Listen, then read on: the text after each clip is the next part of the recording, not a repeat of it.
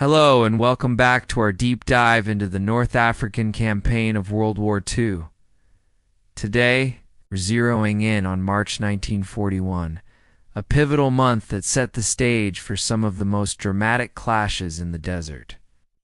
While the British were feeling confident after their recent victories, a storm was brewing, and its name was Rommel. In early March, the dusty port of Tripoli was a hive of activity. Ships were arriving, unloading not just supplies, but crucial reinforcements for the newly formed German Africa Corps. Among the arrivals were more staff officers, essential for coordinating the complex dance of desert warfare. But more importantly, fresh armor was rolling onto the docks. This included new tanks for the Italian Arrayed Armored Division. On March 2nd, a significant command change took place. Rommel, ever the opportunist, officially took command of the Italian Arrayed Division. Now, he'd been unofficially using some of their units for a while, but this made it official. This move integrated the Italian armored forces directly into his strategic planning, giving him a larger pool of tanks and men to draw upon. The Arrayed Division was primarily equipped with the M1340th tank.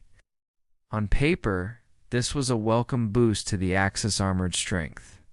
The M1340 was Italy's main medium tank, and getting a whole division of them seemed like a game changer. However, the reality of the M1340ths was a bit more complicated.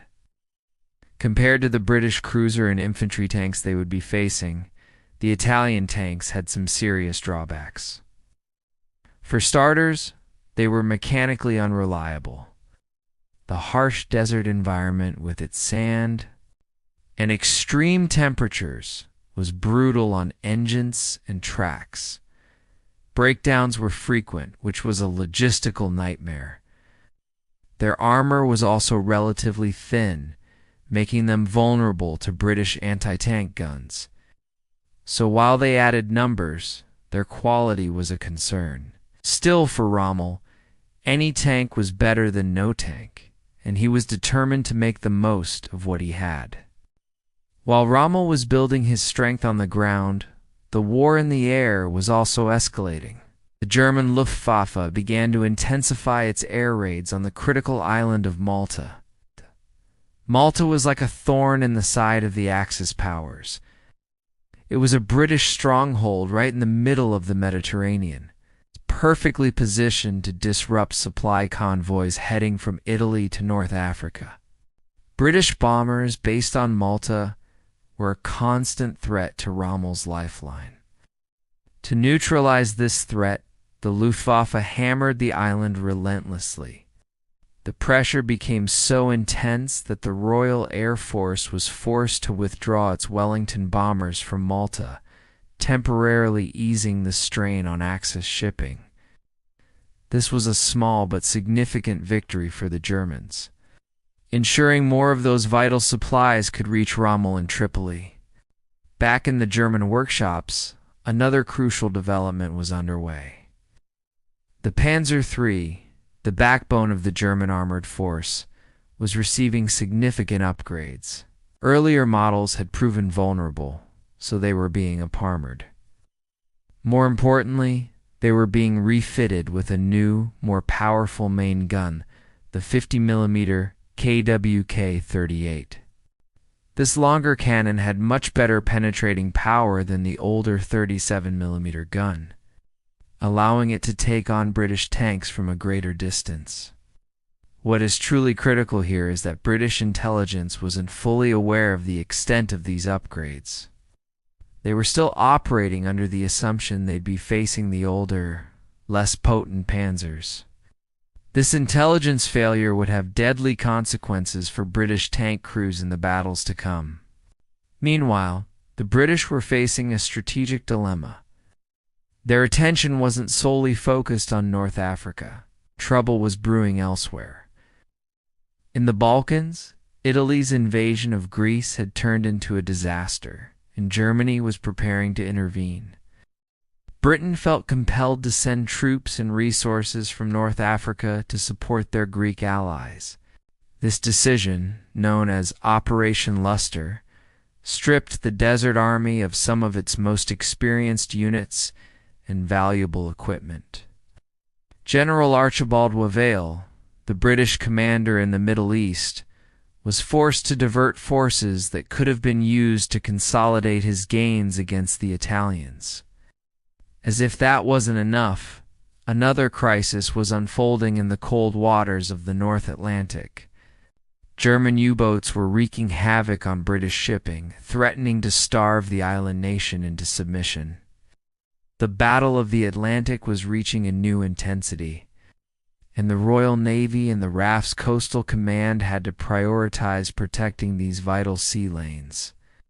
Every ship, every plane, every man dedicated to fighting the U-boat menace was one less that could be sent to the Mediterranean. Faced with these competing crises, the British War Council in London had to make some tough decisions.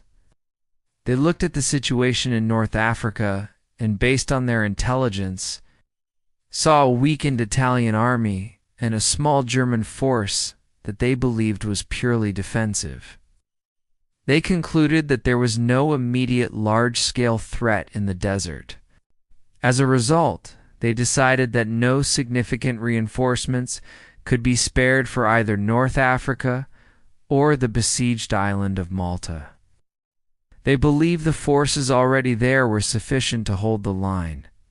This assumption would soon be shattered. While London was underestimating the danger, Rommel was doing the exact opposite. He was a man of action, brimming with ambition and a belief in the power of surprise and rapid movement. He had no intention of sitting defensively in Tripoli. Despite the cautious advice from his Italian counterparts, who were still reeling from their recent defeats, Rommel was already planning his next move.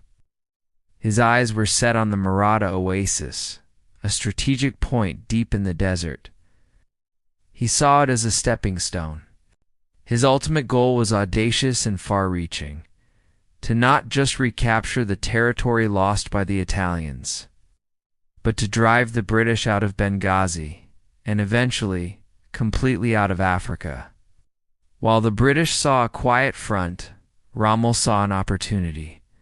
The pieces were now in place.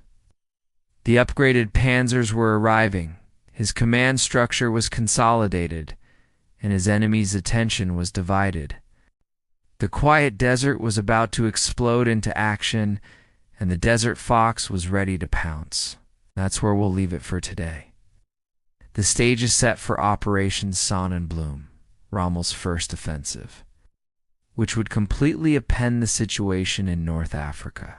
Join us next time as we cover the shocking speed and success of the German advance that caught the British completely by surprise.